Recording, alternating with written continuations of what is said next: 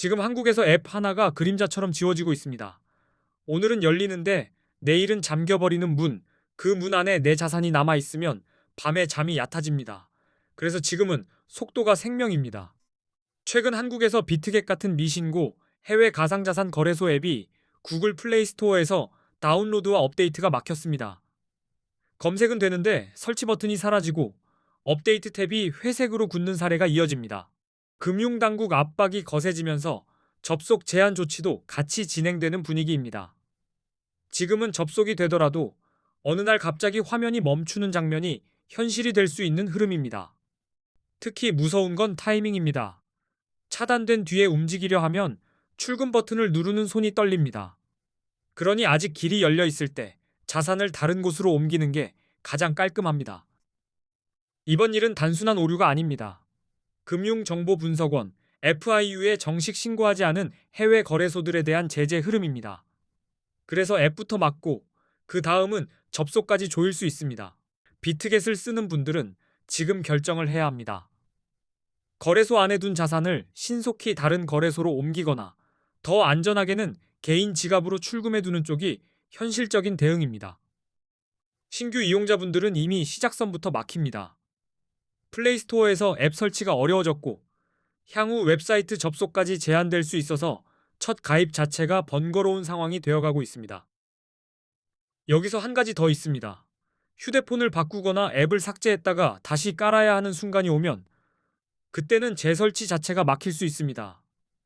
그래서 지금 상태가 영원할 거라고 믿으면 위험합니다. 차단 원인의 중심은 FIU 미신고입니다. 비트겟은 국내 금융당국의 가상자산 사업자 VASP로 신고하지 않은 거래소로 분류되는 상태입니다. 그리고 구글 정책이 붙었습니다. 구글이 한국 금융당국 요청에 따라 미신고 해외 거래소 앱을 플레이스토어에서 퇴출시키기로 결정하면서 다운로드와 업데이트 길이 먼저 닫히고 있습니다. 세금 이슈도 불을 붙입니다. 국내 거래소는 앞으로 과세가 부과될 예정인데 해외 거래소는 세금 부과가 상대적으로 어렵습니다. 그래서 당국이 더 강하게 조치에 나섰다는 해석이 나옵니다. 기존 이용자분들은 이미 설치된 앱이 당분간은 돌아갈 수 있습니다. 하지만 업데이트가 막힌 순간부터는 시한부처럼 변합니다. 다음 단계로 접속 자체가 차단될 가능성도 함께 커집니다. 업데이트가 막히면 기능만 멈추는 게 아닙니다. 보안 패치나 오류 수정도 늦어질 수 있고 로그인 방식이 바뀌면 따라가지 못할 수도 있습니다. 작은 불편이 큰 문제로 커지는 구조입니다. 그래서 저는 선택을 단순화합니다. 접속이 되는 동안 출금해 두는 쪽이 안전합니다. 길이 막힌 뒤에 우회로를 찾는 것보다 애초에 길이 끊겨도 문제없는 위치로 옮겨두는 겁니다. 개인 지갑 출금이라는 말이 어려우실 수 있습니다. 간단히 말해 내 지갑 주소로 옮겨놓는 겁니다. 거래소라는 건물에서 내 집으로 짐을 빼는 느낌이고 내 집은 누가 문을 닫아도 남습니다. 물론 우회 접속 방법도 존재합니다. VPN을 켜서 접속하는 방식인데 편해 보이는 만큼 보안과 법적 위험을 함께 감수하게 됩니다. 쉬운 버튼에는 늘 숨은 비용이 붙습니다. 국내 거래소로 갈아타면 끝이라고 생각하실 수도 있습니다.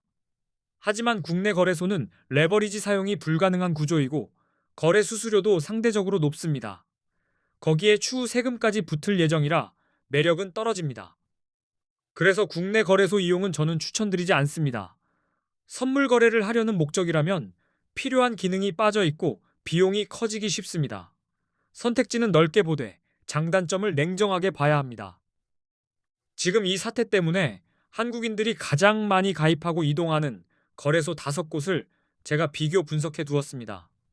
이미 많은 분들이 그 5곳으로 흐르고 있고 움직임이 빠릅니다. 그 5거래소는 원화 입금이 가능하고 한글 지원도 됩니다. 수수료도 저렴한 편이라 옮기는 순간부터 체감이 생깁니다. 가입 시 $100를 지급하는 이벤트를 하는 곳도 포함되어 있습니다. 5곳을 고른 기준은 명확합니다. 원화 입금과 한글 지원이 기본이고 수수료가 낮으며 이벤트 조건까지 비교했습니다. 그래서 옮길 때 고민 시간을 확 줄여줍니다. 5거래소의 정보는 고정 댓글에 정리해 두었습니다. 오늘은 영상에서 핵심 논리만 잡고 실제 선택은 고정 댓글 자료를 보고 본인 상황에 맞게 결정하시면 됩니다. 자산 이동을 마쳤다면 이제부터는 코인 선물 거래의 기본 단타법으로 넘어가겠습니다. 차트 앞에서 멍해지는 이유는 기준이 없어서입니다. 기준이 생기면 손이 덜 흔들립니다. 선물 거래는 레버리지로 작은 증거금으로 큰 포지션을 움직입니다. 그래서 같은 변동도 수익과 손실이 크게 확대됩니다. 이 구조를 알고 들어가야 롱과 숏 판단이 선명해집니다. 국내 거래소에서 레버리지가 불가능한 이유도 이런 구조와 맞물립니다. 기능이 제한되면 단타 전략의 폭도 줄어듭니다. 그래서 많은 분들이 해외 거래소로 이동해 왔던 겁니다. 선물 화면에서 보이는 포지션은 내가 잡은 방향의 자리입니다. 진입은 그 자리를 여는 순간이고 청산은 닫는 순간입니다. 단어가 익숙해지면 매매 속도가 확 달라집니다. 비트코인 같은 암호화폐는 변동성이 매우 큽니다. 그래서 진입 타이밍이 정말 중요합니다. 같은 방향을 봐도 들어가는 순간이 다르면 결과가 완전히 다른 세상이 됩니다. 선물 거래에서는 두 가지 문이 있습니다. 롱과 숏입니다. 이 두 단어만 정확히 잡아도 절반은 끝납니다. 나머지 절반은 언제 들어가느냐의 문제입니다. 롱 포지션은 비트코인 가격이 오를 것이라 예상하고 진입하는 매수 베팅입니다. 상승에 몸을 싣는 방식이라 가격이 올라가면 포지션이 힘을 얻습니다. 숏 포지션은 비트코인 가격이 떨어질 것이라 예상할 때 진입합니다. 하락에 베팅하는 구조라서 내려가는 장에서도 수익 기회를 만드는 게 가능합니다. 이제 롱을 잡아야 할 때의 신호를 보겠습니다. 가장 먼저 차트에서 강한 상승 추세가 보일 때입니다. 고점이 계속 높아지고 조정이 와도 이전 저점 위에서 버티면 롱 쪽이 유리해집니다. 상승 추세는 계단처럼 보입니다. 한 칸 올라가고 숨 고르고 다시 한 칸 올라가는 흐름입니다. 이런 흐름이 반복되면 시장은 이미 위쪽으로 길을 만들고 있다는 뜻입니다. 기술적 분석에서 자주 쓰는 신호가 골든 크로스입니다. 50일 이동평균선이 150일 이동평균선을 위로 돌파할 때 붙는 이름이고 보통 강한 상승 신호로 해석됩니다. 이동평균선 신호는 단독으로 보기보다 조합이 좋습니다. 골든 크로스가 나왔을 때 거래량까지 같이 붙으면 상승의 무게감이 달라집니다. 그래서 저는 두 화면을 함께 봅니다. 거래량을 같이 확인합니다. 가격이 상승할 때 거래량이 함께 증가하면 시장의 신뢰도가 높아졌다는 신호로 해석됩니다. 상승이 더 강해질 가능성을 보여주기 때문에 롱 근거가 됩니다. 반대로 가격만 오르고 거래량이 멍하니 따라오지 못하면 그 상승은 종이 비행기일 수 있습니다. 멀리 날아가는 듯 하다가 바람 한 번에 꺾일 수 있으니 거래량은 꼭 같이 봅니다. 뉴스는 차트 바깥의 파도입니다. 비트코인 규제 완화, 대형 기관 투자자들의 진입, 비트코인 ETF 승인 같은 긍정 재료는 가격을 끌어올리는 요인이 될 수 있습니다. 이런 뉴스가 나올 때는 롱이 유리해질 수 있습니다. 특히 차트의 상승 신호와 뉴스가 동시에 맞물리면 시장은 더 빠르게 달리려는 성질을 보이곤 합니다. 단타에서 유용한 관점 하나를 더 드립니다. 이전에 여러 번 멈춘 가격대는 지지나 저항으로 작동합니다. 롱은 지지 위에서 힘을 확인하고 숏은 저항 아래에서 약함을 확인합니다. 지지는 바닥, 저항은 천장처럼 작동합니다. 바닥을 지키면 롱이 편해지고 천장을 못 뚫으면 숏이 편해집니다. 단타는 이 경계에서 결정되는 경우가 많습니다. 이제 숏을 잡아야 할 때의 신호를 보겠습니다. 차트에서 하락 추세가 뚜렷할 때입니다. 가격이 지속적으로 낮아지는 패턴, 특히 저점이 계속 낮아지면 숏이 유리해집니다. 하락 추세는 미끄럼틀처럼 보입니다. 잠깐 반등하는 척 하다가 더 낮은 자리로 쑥 내려가는 흐름입니다. 이런 장에서는 롱을 버티는 시간보다 숏을 고르는 기준이 중요해집니다.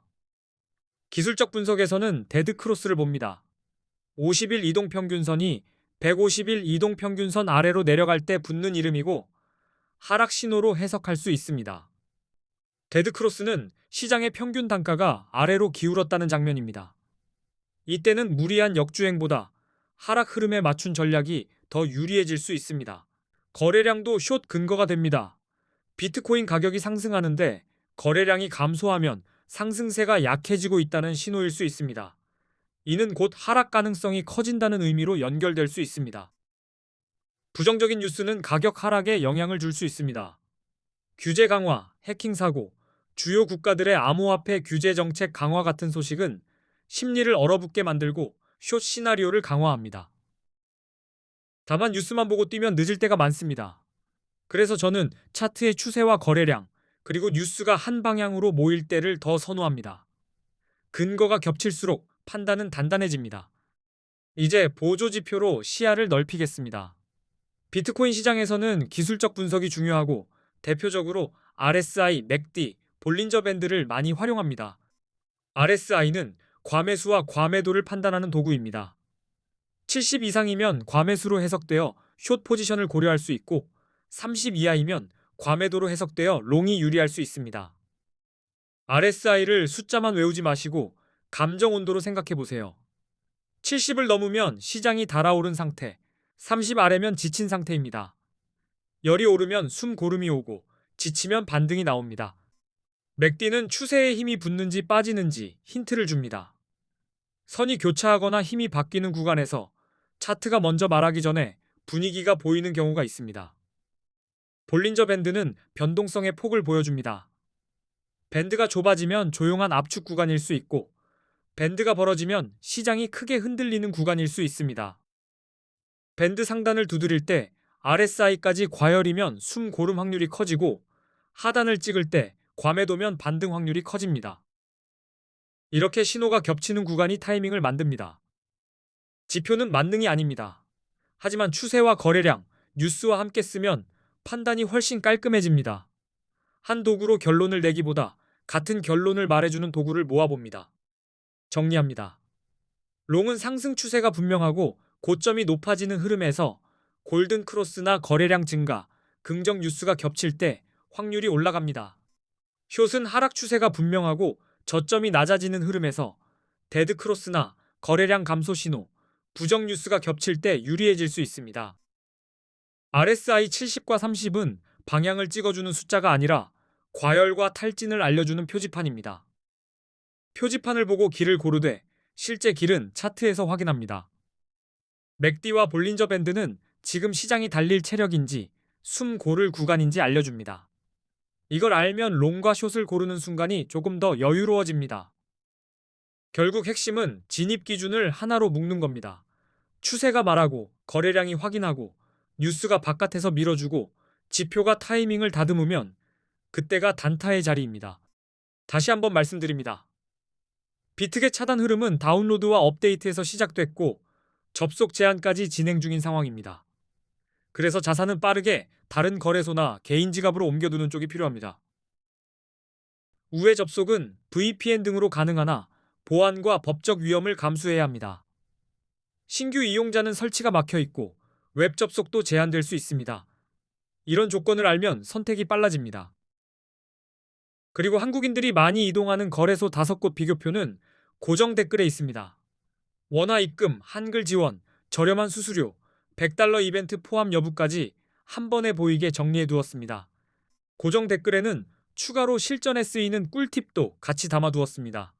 오늘 내용이 도움이 되셨다면 다음 영상에서도 더 알찬 단타 기준으로 이어가겠습니다. 끝까지 시청해 주셔서